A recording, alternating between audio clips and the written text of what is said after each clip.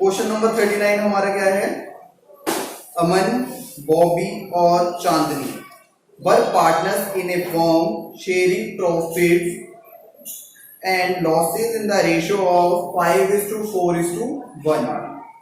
From 1st April 2018, they decided to share profits equally. 1 अप्रैल 2018 से इन्होंने decide करा है कि ये प्रॉफिट को इक्वली शेयर करेंगे. The revaluation of assets and reassessment of liabilities resulted in a loss of 5,000. Revaluation of assets and liabilities resulting in loss of 5,000. तुम्हारा revaluation के अंदर कितना आ रहा है लॉस? इसने पहले से बताया कि 5,000 रुपए का मेरा लॉस है. The goodwill of the firm on its reconstitution was valued at 1,20,000. मेरी जो गुडविल है रिकंस्ट्रक्शन के टाइम पर 1,20,000 रुपए से है. The firm had a balance of 20,000 in general reserve. Form का जो जनरल रिजर्व का बैलेंस है वो 20,000 रुपए से है. So you are working clearly past necessary journal entry on the reconstitution of the firm. हमें अपनी जर्नल एंट्री करके दिखानी है इस क्वेश्चन के अंदर. और रिवैल्यूएशन का इसने प्रॉफिट और लॉस हमें बताया है, गुडविल हमें बता दी है 1,20,000 है और जनरल रिजर्व हमारे पास 20,000 है. चलो तो देखते हैं एंट्री होगी तो होगी क्या.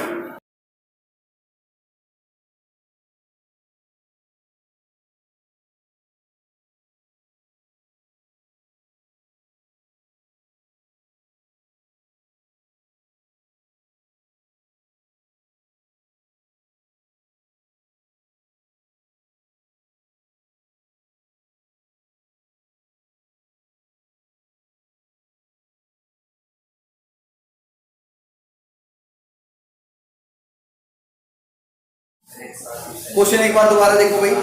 क्वेश्चन में मुझे एंट्री करनी थी तो उसके लिए सबसे फर्स्ट मेरे पास ओल्ड रेशो गिवन थी, मेरे पास न्यू रेशो गिवन थी, इक्वली थी. रिवैल्यूएशन अकाउंट का लॉस था, गुडविल मेरे पास 1,20,000 रुपए की थी, जनरल मेरे पास 20,000 का था.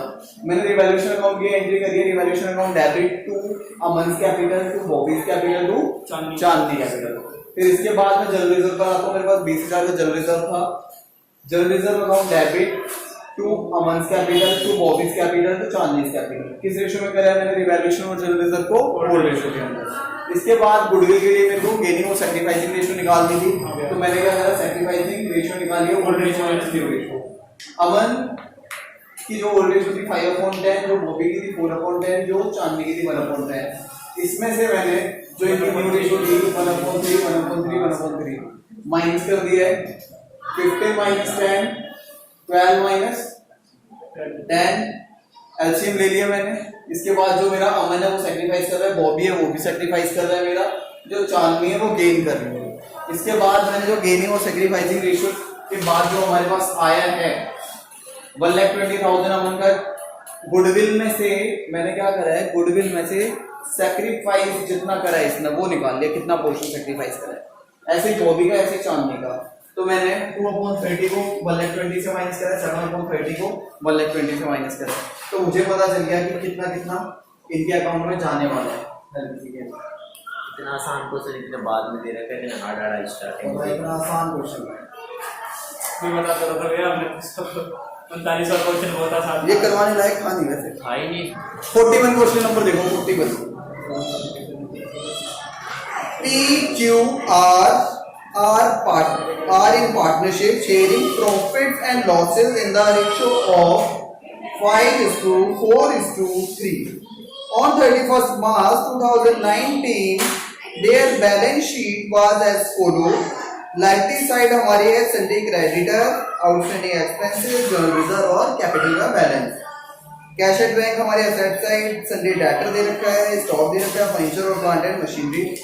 आगे क्वेश्चन हमसे कहता है कि it was decided that with effect from 1st April 2019 the profit sharing ratio will be 4:2. Old ratio भी हमें मिल चुकी है क्वेश्चन के अंदर और न्यू रेशो भी. For this purpose the following revaluation were made. Furniture be taken at 80% of its value. Stock be appreciated by 20%. Plant and machinery be valued at 4 lakh. Create provision for doubtful debt for 10,000 on debtors, outstanding expenses will increase by 3,000. Partners agreed that altered value are not to be recorded in the books, and they also do not want to distribute the general reserve. You are required to pass a single journal entry to give effect to the above. Also prepare the revised balance sheet. हमें एक तो balance sheet बनानी है. अब बारी बारी सुनो क्या था क्वेश्चन में. Old ratio new ratio given है. फर्स्ट वाली एडजस्टमेंट कहती है कि फर्नीचर है जो हमारा कितने का हो गया, 80% हो गया वैल्यू. पहले 100 रुपए का था तो अब 80 रुपए का हो गया. अब सेकंड वाली एडजस्टमेंट देखो. स्टॉक भी एप्रिशिएटेड बाय 20%. पहले अगर 100 रुपए का तो फर्नीचर हमारा 120 का हो गया. प्लांट एंड मशीनरी भी वैल्यूड एट 4 लाख. पहले कितने की थी प्लांट एंड मशीनरी, अब 4 लाख की है. इसके बाद create provision for doubtful debts में 10,000 रुपए का प्रोविजन बनाना है डेट्स के ऊपर. आउटस्टैंडिंग एक्सपेंसेस हमारे 3,000 रुपए से इंक्रीज हो चुके हैं. अब आखिरी लाइन देखो. Partners agreed that alter value are not to be recorded in the books and they also do not want to distribute the journal. जो भी हमारी एसेट्स और लायबिलिटीज की वैल्यू अल्टर हुई है, चेंज हुई है, रिवाइज वैल्यू को बुक्स के अंदर नहीं शो करना है. लेकिन जनरल रिजर्व को भी मेरे को क्या करना है, do not want to record क्या रहेगा उसका भी, और अल्टर वैल्यू जो मेरी एसेट्स और लायबिलिटीज की उसकी भी. तो आखिरी में इसने मेरे से बैलेंस शीट भी मांगी है और एक जर्नल एंट्री करके दिखानी है. बस मुझे ये जितना सब कुछ हुआ है इसलिए बैलेंस शीट बनाएंगे. बैलेंस शीट बनेगी. रिवाइज बैलेंस शीट मांगी है इसने. रिवैल्यूएशन मर्जी है तो बना लो, क्योंकि इंक्रीज डिक्रीज तो दिखाना पड़ेगा तुम्हें कितना बढ़ा है कितना घटा है. चलो रिवैल्यूएशन के थ्रू कर लेते हैं, लेकिन डिस्ट्रीब्यूट मत करना प्रॉफिट.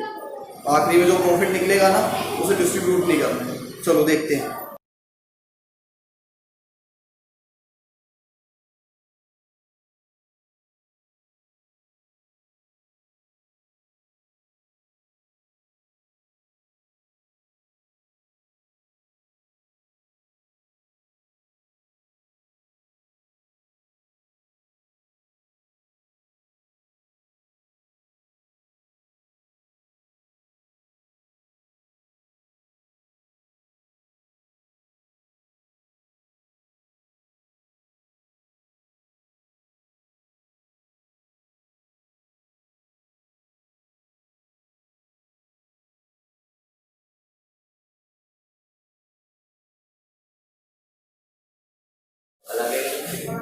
रिवाइज बैलेंस शीट नहीं, लाइन याद क्या रखनी है तुम्हें, do not want to transfer or want to transfer.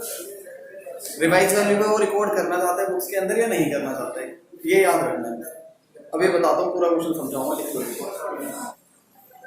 बोला कुछ नहीं है, बस बोला उसने क्या है, ये जर्नल एंट्री करने के लिए बोला और बैलेंस शीट बनाने के लिए बोला है.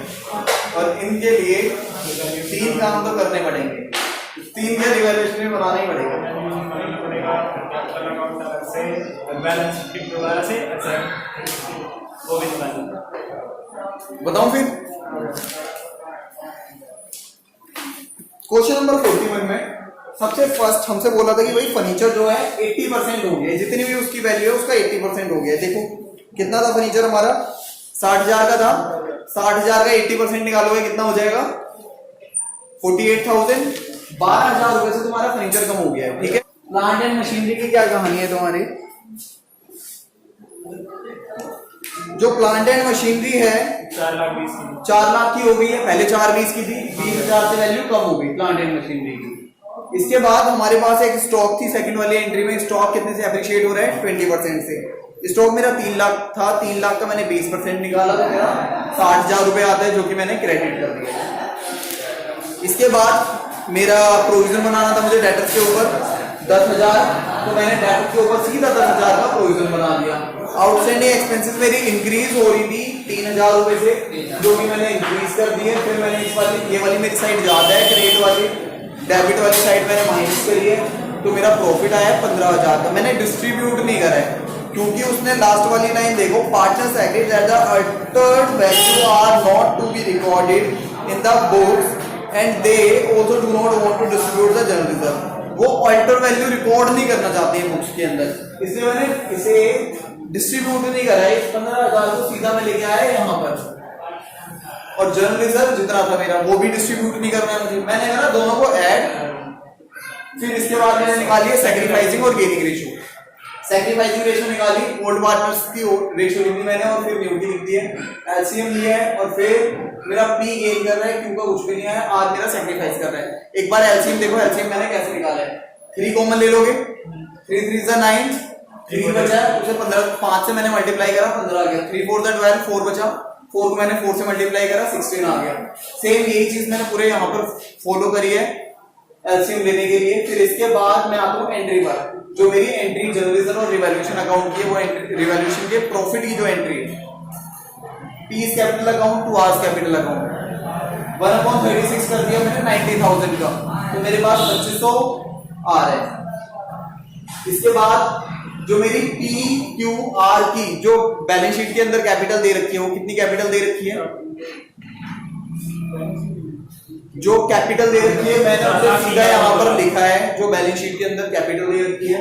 तो उसके बाद मैंने ये वाली एंट्री इसके अंदर कर दी है 2500 की। सेम देख सकते हो, यही एंट्री हो रही है दोनों साइड। फिर मैंने प्लस माइनस करा, बैलेंस सीडी आ गया मेरा, बैलेंस सीडी आने के बाद यही सेम अमाउंट मैंने कैपिटल के अंदर लिख दिया है अपना।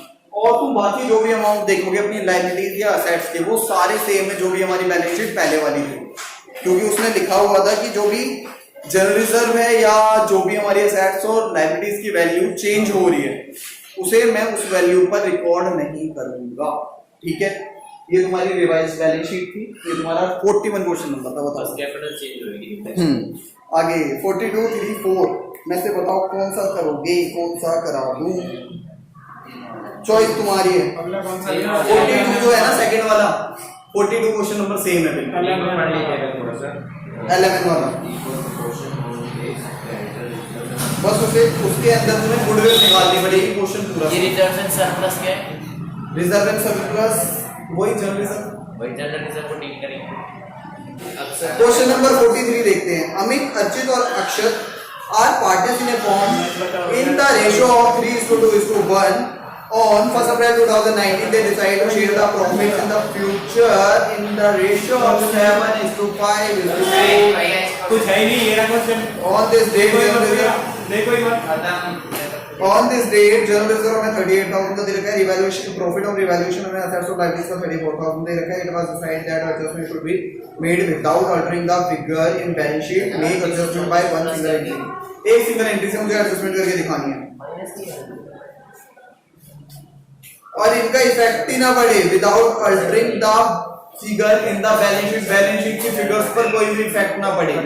तो ऐसे में क्या एंट्री करूंगा, वही gaining partner account debit sacrificing partner add कर दो, जनरल रिजर्व को, प्रॉफिट को और सीधी एंट्री मार दो gaining partner account debit sacrificing.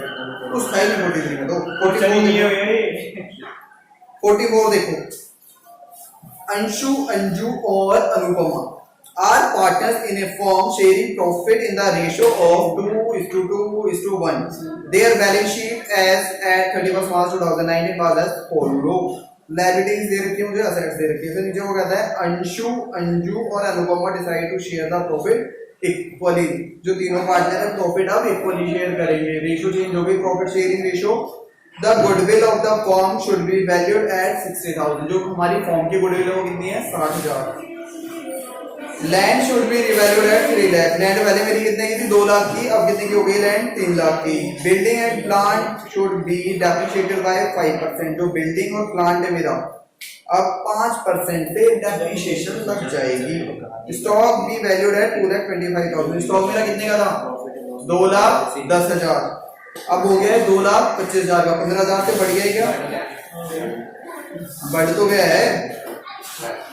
Creditors amounting to 2,000 was not likely to be claimed and hence should be written off. You are required. जो मेरा creditor का अमाउंट है वो कितना है, 2,000, जो कि मुझे पे नहीं करना पड़ेगा, not likely to be claim, अब देना नहीं पड़ेगा, राइट ऑफ करना है। Record the necessary journal entries to be give effect to the above agreement without opening revaluation account. Revaluation account को बनाए बिना मुझे एंट्री करके दिखानी है ये सारी। Prepare the capital account of the partners. Capital account बनाना है मुझे पार्टनर्स का, मुझे प्रिपेयर करनी है बैलेंस शीट आफ्टर रिकंस्टिट्यूशन। और आखिरी वाली लाइन तो ध्यान से पढ़नी ही पड़नी है। उसमें बस जनरल रिजर्व को कह दिए बांट दो, लेकिन उसको मना कर दे। Partner decide that general reserve is to be transfer to capital account. General reserve जो है मुझे पार्टनर्स कैपिटल अकाउंट में ट्रांसफर करना है, जबकि revise value of assets and liability to be not be recorded in the books.